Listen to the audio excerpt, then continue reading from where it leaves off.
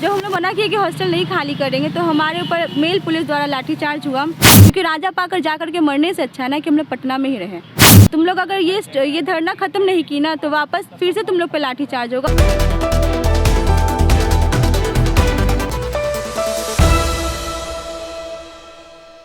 नमस्कार, मैं हूं प्रत्युष। आप देख रहे हैं इनसाइड प्रेस।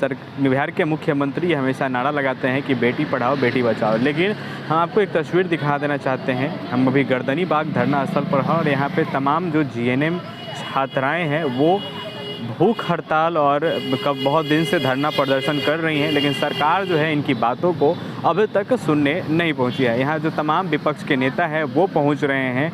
क्या कारण है, आइए इन्हीं से जानते हैं। क्यों ये लोग आज 19 दिन से धरना पे बैठी हैं? 19 दिन से धरना पे बैठने का कारण क्या है? हम लोग डीसीसी का एग्ज़ाम पास आउट करके आए हैं यहाँ पे। जब हमारा एडमिशन पीएमसीएच में हुआ है तो ऐसे ही 20 सेशन में हमको राजा पाकर भेजा, जो कि लड़कियों लोग के लिए या किसी के लिए भी वो बिल्कुल अनसेफ है। और सबसे पहली बात, जब हमारा एडमिशन राजा पीएमसीएच में हुआ है तो हम लोग ट्रेनिंग में पीएमसीएच में ही करेंगे और हॉस्टल भी प्रोवाइड करिए, हमें पटना में ही प्रोवाइड करवाइए ना। हम नहीं चाहते हैं कि हम पीएमसीएच के कंस्ट्रक्शन के विपरीत जाए या उसके विरोध में है। बस हम ये चाहते हैं ना कि हमारा अगर एडमिशन यहाँ हुआ है तो हमें पटना में ही रहना है। छात्रावास हमें पटना में ही प्रोवाइड करवाइए।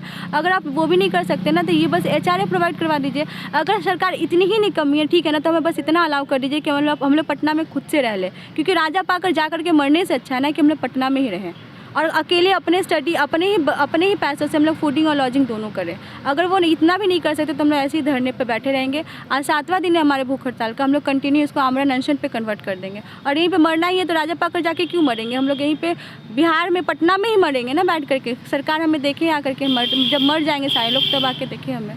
आपके पीछे कुछ तस्वीरें लगाई गई है जिसमें लिखा गया है छात्राओं पर हुए बर्बरतापूर्ण पुलिसकर्मियों पर द्वारा हुए लाठीचार्ज, इस पर निष्पक्ष जांच से जल्द हो। तो ये तस्वीर क्यों लगाई गई और ये लाठी जो कब चार्ज हुआ था? हम लोग 2 मई से इसके अगेंस्ट में है, स्ट्राइक कर रहे थे जीएनएम इंस्टीट्यूट के गेट के पास ही। उसी दिन 2 मई से हम लोग स्ट्राइक कर रहे थे। 6 मई को हम पे लाठीचार्ज हुआ। खान सर जो सिटी मजिस्ट्रेट है वो अचानक आते हैं और हमें वहाँ से हॉस्टल खाली करने की धमकी देते हैं। विदिन 1 डे, एक दिन के अंदर वो नोटिस निकालते हैं कि आप अपने हॉस्टल खाली कीजिए।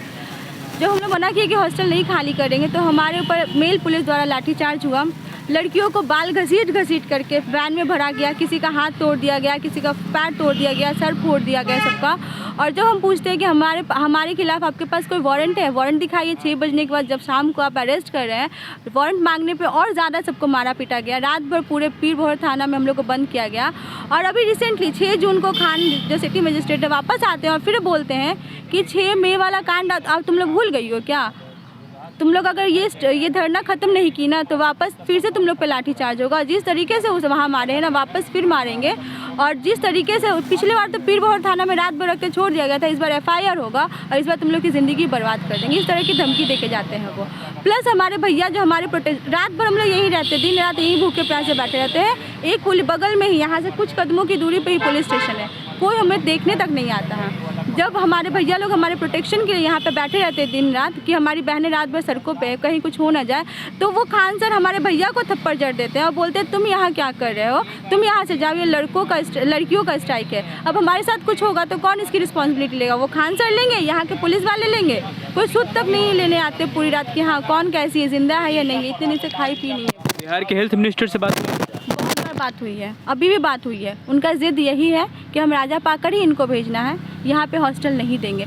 क्यों नहीं दीजिएगा? जब हमारी एडमिशन आप तो धोखा करें ना, जब एडमिशन यहाँ हमारा किए हैं तो आप अगर आपके पास हॉस्टल नहीं था तो आप हमको काउंसलिंग के टाइम पे बताते हैं कि हाँ हम क्यों पीएमसी का कंस्ट्रक्शन एक दिन में स्टार्ट नहीं हुआ है। पहले से इसका प्रॉपर एक प्लानिंग होता है कि हाँ इस टाइम से लेकर इस टाइम तक मेरे पीएमसी जो कंस्ट्रक्शन होगी। आपको पता था कि मेरा हॉस्टल टूटने वाला है, तो अब पहले हम लोग को काउंसलिंग के टाइम पे इन्फॉर्मेशन देते कि हम हॉस्टल तोड़ रहे हैं।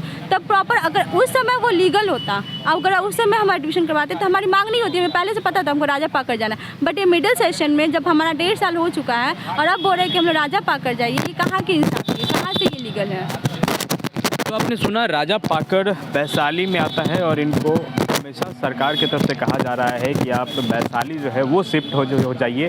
पीएमसीएच में काम चल रहा है, बिल्डिंग जो है वो बन रही है, वो भवन निर्माण के कारण इन लोगों को ज़बरदस्ती कहा जा रहा है कि आप पीएमसीएच से जाइए। लड़कियों का आपने बात सुना कि ये जिन जीएनएम छात्राएँ थी जो लगातार आज 19 दिन से धरना पे बैठी हुई हैं, इनके साथ बहुत बर्बरतापूर्ण प्रशासन के द्वारा लाठियाचार्ज की गई। वो भी इनका कहना है कि मेल पुरुष किसके द्वारा इन पर लाठियाचार्ज हुई थी। आपको तस्वीरों में हम एक बार दिखा देना चाहते हैं कि ये इस छात्राओं पर किस तरीके से प्रशासन के द्वारा लाठीचार्ज किया जाता है। आज ये 19 दिन से भूख हड़ताल पर गर्दनी बाग धरना स्थल पर बैठी हैं, लेकिन अभी तक कोई भी सरकार इनकी बातों को सुनने नहीं आता है। और मंगल पांडे से इनकी जब बात होती है तो मंगल पांडे का कहना है कि आपको वहीं जाना होगा, वैशाली ही शिफ्ट होना होगा।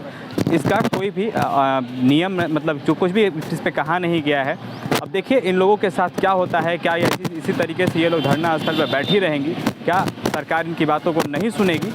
बने रहें आप हमारे साथ। अगर वीडियो आप हमारे फेसबुक पर देख रहे हैं तो हमारे पेज को लाइक फॉलो करें। अगर वीडियो आप हमारे यूट्यूब पर देख रहे हैं तो हमारे चैनल को जरूर सब्सक्राइब करें। बहुत बहुत धन्यवाद।